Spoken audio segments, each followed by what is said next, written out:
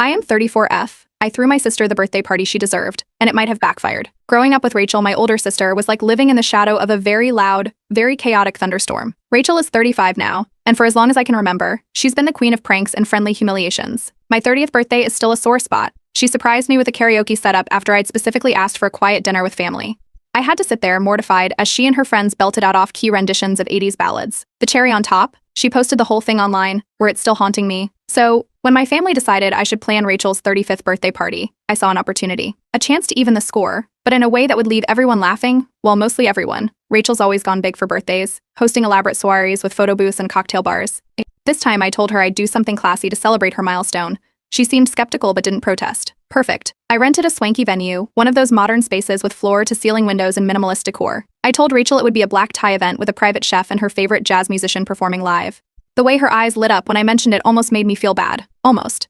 Behind the scenes, though, I had a very different plan. First, I hired a flash mob. Their routine was ridiculous. Think overly dramatic dance moves to pop songs from the early 2000s. Then, I booked a mariachi band. Not because Rachel likes mariachi music, but because I knew it would be the loudest, most unexpected thing imaginable. Finally, the piece de resistance, a professional clown. The kind who specializes in balloon animals and chaotic energy. I wasn't done yet. I added a few personal touches to make it truly unforgettable. I planted fake plans in the family group chat, mentions of a wine tasting station and ice sculpture of Rachel's favorite dog breed, to keep her guessing.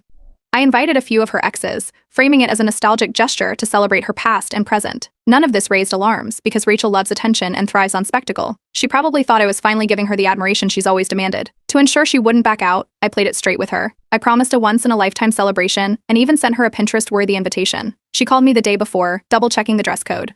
Formal sheesh, I told her, knowing full well everyone else would show up in jeans and sneakers. The day of the party was a whirlwind. My best friend, Jordan, had been skeptical of the whole plan but agreed to help. We spent hours setting up. The flash mob rehearsed their moves in the parking lot while the mariachi band tuned their instruments. The clown arrived last, carting in an alarming number of props and an oversized unicycle. I almost lost my nerve when I saw how serious everyone looked in their prep, but then I thought about that karaoke machine and steeled myself.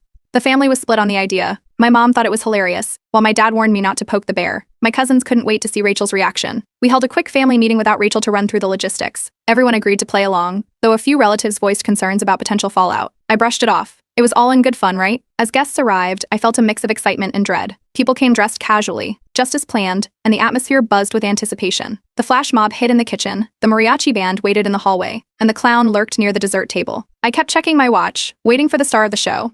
Rachel arrived fashionably late, of course, stepping out of her car in a glittering gown that probably cost more than my rent. She looked like she was ready for a red carpet event, not the chaos I'd orchestrated. The moment she walked through the doors, the flash mob sprang into action, launching into a high-energy routine